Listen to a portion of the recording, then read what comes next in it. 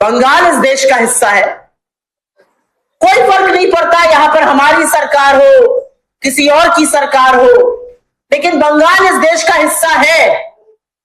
और अगर आपकी नीति, अगर आपके नियम, अगर आपकी लाभकारी योजनाएं बंगाल तक नहीं आ रही हैं, तो ये आपका सौतेला व्यवहार है।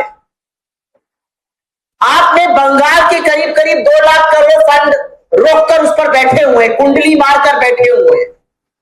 तो कोई भी पलट के पूछेगा कि बंगाल के साथ ये सौतेला व्यवहार क्यों?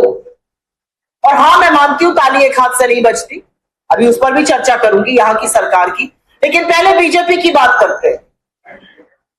21 राज्यों में आपकी सरकार है, वहां पर आपका फंड जाएगा, लेकिन बंगाल में आप फंड को रोकते हैं। मनरेगा का फंड नहीं आता है, आपकी अन्य लाभकारी योजनाओं का फंड नहीं आता, आप कुछ ना कुछ उसमें रोड़ा अटकाते हैं। आप बार बार ऐसे नियम बनाते हैं कि बंगाल आपके हितकारी योजनाओं से, जनहित योजनाओं से वंचित रह जाए। तो कोई भी पलट के पूछेगा बंगाल के साथ ये सौतेला व्यवहार क्यों? 2 लाख करोड़ से ज्यादा बंगाल के फंड आप मारकर बैठे हुए। पूरी तरह से आपने बंगाल की उपेक्षा करी है। केंद्र सरकार में रहते हुए आपको सबको साथ लेके चलना था, लेकिन आपने बंगाल के साथ जानबूझकर सौतेला व्यवहार किया है।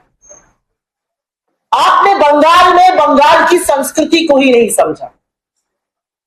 आपने यहां पर आकर बंगालियों के खिलाफ एक एंटी सेंटिमेंट पैदा करने की कोशिश की। आप दुनिया भर में जाकर घुसपैठियों का झुंझुना बजाते हैं। आज सवाल इस बात का है कि आपको कितने घुसपैठी मिले, और सवाल इस बात का भी है कि क्या यह सच नहीं है कि आपने बांग्ला भाषी लोगों के खिलाफ इस देश में नफरत और विष घोलने का काम किया है। जो बांग्ला भाषी है उसको आपने बांग्लादेशी की कैटेगरी में खड़ा कर दिया। आपने बंगाल के खिलाफ एक सेंटिमेंट बढ़ाने का काम किया है। एजेंसियों का दुरुपयोग आप हर राज्य में करते हैं जहां पर आपकी सरकार नहीं है।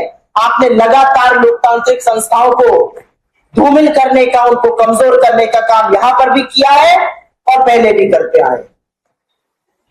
मैं 2 वाक्य बताकर उसके बाद SIR पे बात करूं।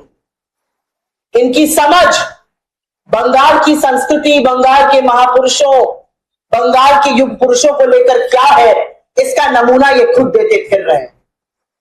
कल यहां पर उत्तर प्रदेश के मुख्यमंत्री आए। मैं और बीपी भाई दोनों उत्तर प्रदेश से आते हैं। उत्तर प्रदेश के मुख्यमंत्री आए और एक सभा के आयोजन में उन्होंने कहा कि स्वामी विवेकानंद ने कहा था, तुम मुझे खून दो मैं तुम्हें आजादी दूंगा। ना आप स्वामी विवेकानंद को समझ पाए, ना आप नेताजी सुभाष चंद्र बोस को समझ पाए। ये बात सुभाष चंद्र बोस जी ने 1944 में आजाद हिंद फौज की एक रैली में कही थी, रंगून में कही थी, और इससे देश में एक नई क्रांति का आह्वान हुआ था। और कितने दुर्भाग्य की बात है कि उत्तर प्रदेश के मुख्यमंत्री, जो यहाँ के स्टार प्रचारक हैं बीजेपी के, उनको यही नहीं पता कि आदि पुरुष स्वामी विवेकानंद जी की का देहांत 1902 में ही हो गया था। आपने नेताजी के इतने बड़े उद्घोष को, आपको पता ही नहीं है कि ये उनका उद्घोष है। ये स्वामी जी का भी अपमान है, ये नेताजी का भी अपमान है। यहां पर हमारी राजनीतिक मतभेद है और हम पूरे पुरजोर तरीके से उसका अवहेलना करते हैं। उनके अभी हम कच्चा चिट्ठा उनका भी खोलेंगे, लेकिन राजनीति में मर्यादा नहीं भूलनी चाहिए।